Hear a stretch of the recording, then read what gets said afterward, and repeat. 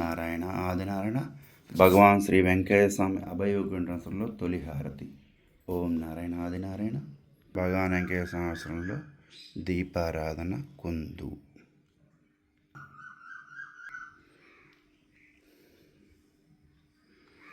ఓం నారాయణ ఆదినారాయణ. ఓం నారాయణ ఆదినారాయణ. ఓం నారాయణ ఆదినారాయణ. ఓం నారాయణ ఆదినారాయణ.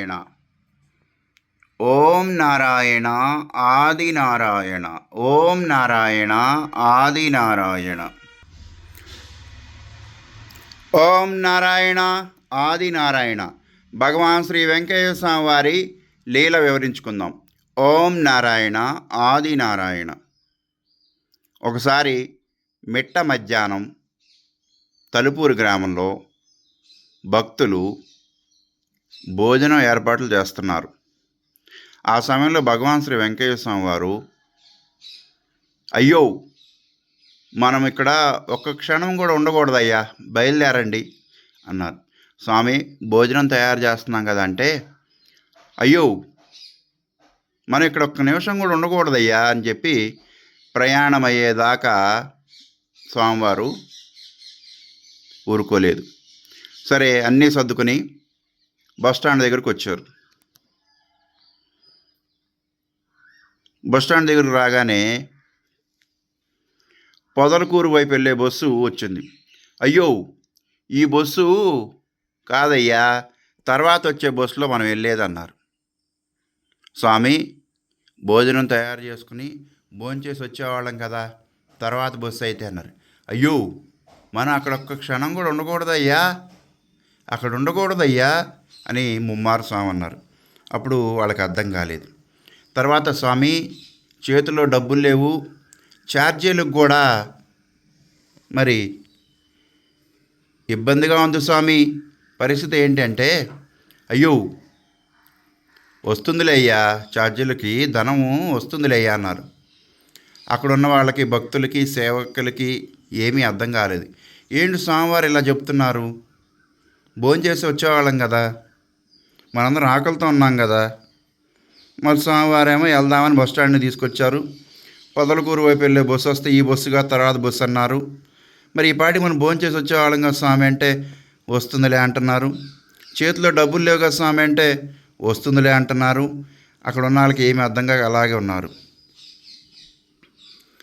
అయితే కొంతసేపటి తర్వాత పొట్టేపాలెం ఆది లక్ష్మమ్మ గారు కారు వేసుకుని వచ్చి, కారులో గంపతో దోశలు, వడలు, పొంగలి, పులిహార వగేరా పదార్థములన్నీ తీసుకొచ్చి స్వామివారికి సమర్పించి నివేదించింది. అప్పుడు స్వామివారు చిరుమందహాసంతో ఆమెను దీవించారు. ఇక ఇక్కడున్న భక్తులు, సేవకులకి ఆశ్చర్యం వేసింది. స్వామివారు ఎందుకు తొందర చేశారు, ఒక క్షణం కూడా ఇక్కడ ఎందుకు ఉండకూడదో అని అనుకున్నారు. అయితే ఆదిలక్ష్మ గారు వచ్చి ఏమిచ్చారు, దోశలు, వడలు, పొంగలి, పులిహార ఇంకా అనేక పదార్థాలు సమర్పించారు. అట్లాగే అధికంగా దక్షిణ కూడా సమర్పించి ఆమె అందరికీ తినబెట్టి వెళ్ళిపోయింది. అప్పుడు భక్తులు అనుకుంటున్నారు, స్వామివారిని ఇన్ని ఎదురు ప్రశ్నలు వేసాము, స్వామివారు కూడా మనంటి సమాధానం చెప్పారు.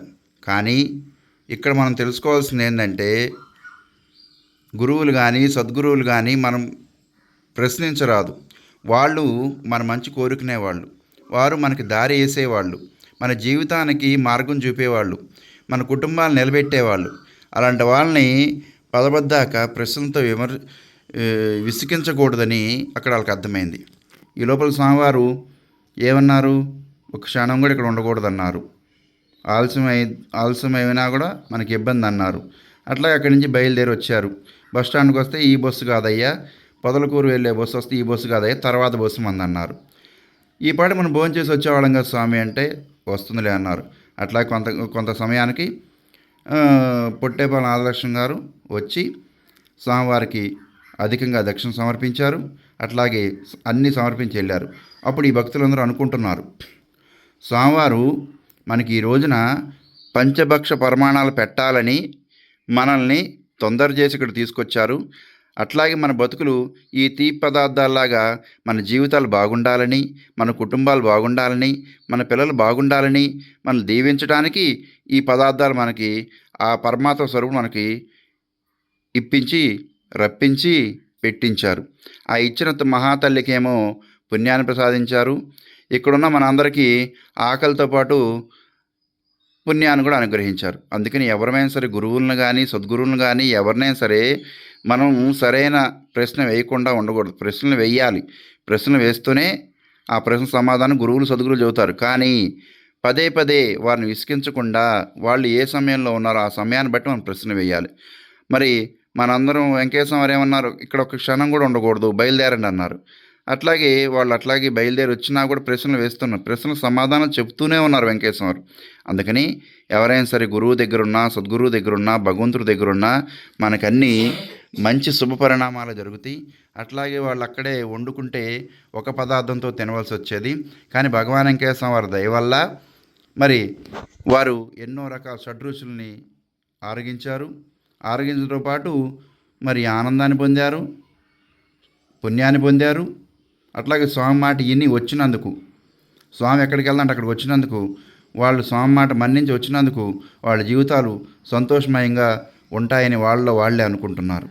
స్వామివారు ఏది చెప్పినా వినాలి, స్వామివారు ఏది పెట్టినా తినాలి, స్వామివారు ఎటు వెళ్ళమంటే అటు వెళ్ళాలి అని ఆ భక్తుల సేవకులు అనుకుంటున్నారు. ఇక్కడ అందరూ మనం తెలుసుకోవాల్సింది ఏంటంటే స్వామివారు ఎప్పుడూ కూడా మన మంచే కోరుతారు. స్వామివారు ఎప్పుడూ కూడా మన కుటుంబాలను దీవిస్తారు. స్వామివారు ఎప్పుడు కూడా మనందరి యొక్క ఆనందాన్ని, అభివృద్ధిని ఆకాంక్షించే మహానుభావుడు, నరజన్మకు వచ్చిన నారాయణుడు శ్రీ భగవాన్ వెంకటేశ్వరుడు. అందుకని స్వామివారిని నమ్ముదాం, స్వామివారి యొక్క మార్గంలో పయనిద్దాం. మనకి ఏది లేదన్నా ఆ లోటుని తీరుస్తాడు. ఏది అవసరమో అది తగిన సమయానికి మనకు అందిస్తాడు. ఇప్పుడు ఈ భక్తులకి ఒక పదార్థంతో భోంచేద్దామని అందరూ భావిస్తే ఈ ఒక పదార్థం కాదు, మీకు రకరకాల షడ్రుచులు పెడతానని చెప్పి వాళ్ళకి తెలియకుండానే ఆ షడ్రుచులు పెట్టి వాళ్ళని ఆశ్చర్యాన్ని ముంచెత్తిచ్చారు. అందుకని ఇక్కడ తెలిసింది ఏంటంటే స్వామివారిని నమ్ముదాం. స్వామివారి వలన మనం కూడా ఎన్నో అద్భుతమైన అనుగ్రహాలు పొంది స్వామివారి యొక్క నీళ్ళలో జీవిద్దాం. ఓం నారాయణ ఆదినారాయణ. ఓం నారాయణ ఆదినారాయణ.